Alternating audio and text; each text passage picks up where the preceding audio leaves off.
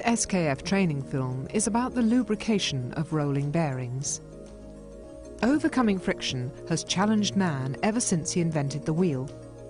Friction occurs between contacting surfaces that are in relative motion. If the loads and relative movement increases sufficiently, without lubrication the surfaces will fuse together and seize up. The main purpose of lubrication is to provide a separating film to prevent this happening.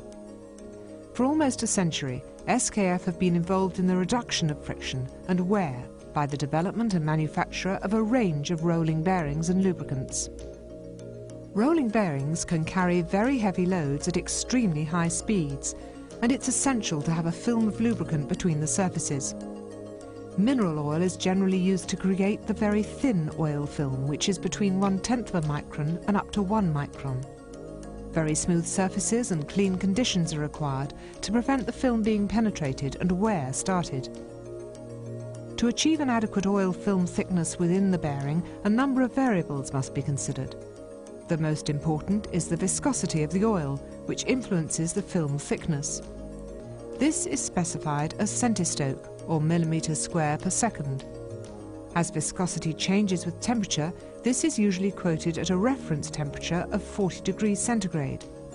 Viscosities used for bearing lubrication are ranging from 2 centistoke, which is very fluid like water, up to 500 centistoke, which is comparable to syrup. The operating speed has an important effect on the lubrication film thickness. As the speed increases, a condition known as hydrodynamic lubrication develops, which significantly increases the oil film thickness. The effect is similar to aquaplaning. At slower speeds, higher viscosity oils are required to maintain an adequate oil film. In very slow and heavily loaded applications, additives to improve lubrication are required.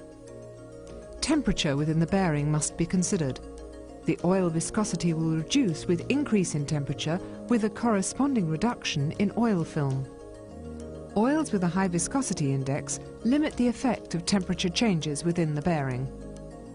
The operating load has to be considered, as this has a direct effect on the contact of raceways and all rolling elements. Grease is a combination of approximately 85% mineral oil and 15% soap or thickener. The three main soaps or thickeners are lithium, a good all-round grease with a wide temperature range, calcium, which is recommended for installations exposed to water but has a 60 degrees centigrade maximum temperature, and sodium, which has good sealing properties but should not be used in wet applications. All the soaps function in the same way. They retain the oil in a similar manner to a sponge retaining water. The oil is allowed to bleed out as the bearing requires it. Greases are measured by their stiffness or consistency. This, like the oil viscosity, can change with temperature. For bearing, use the normal range of the grease consistency, between 1 and 3, with 3 being the stiffest. Grease is by far the most popular method for bearing lubrication. It's easy to apply and retain within the bearing housing and can also function as a seal to protect the bearing. The bearing should be filled with grease and the free space in the housing up to 50%. This is to allow room for the excess grease to be ejected from the bearing during startup. In slow speed conditions where there's no overheating, a complete fill is desirable. Oil lubrication is a very effective way to lubricate bearings but can present difficulties with sealing.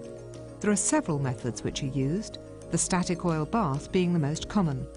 The oil level in this instance should be halfway up the lowest rolling element. In most gearbox applications, the bearings are lubricated by oil splash. On critical machinery, such as very large gearboxes or the drying sections of paper-making machines, heat and contamination can be a problem. In such applications, a recirculatory system is used.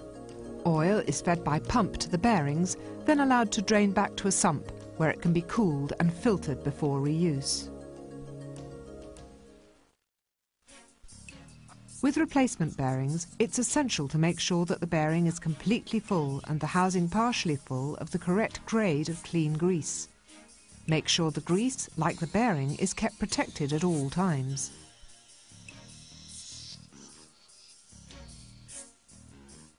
In applications where the operating conditions are hot and where the environment is harsh, it may be necessary to re-grease the bearings. In these cases, Provision must be made for the excess grease to escape from the housing.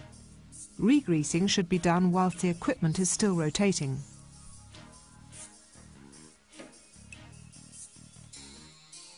In some applications, continuous lubrication is preferred. This can be achieved by a centralised system or by the use of an automatic lubricator. Ensure that the lubrication fitting is clean, that the right type of lubricant is used, and that the correct quantity of lubricant supply is set.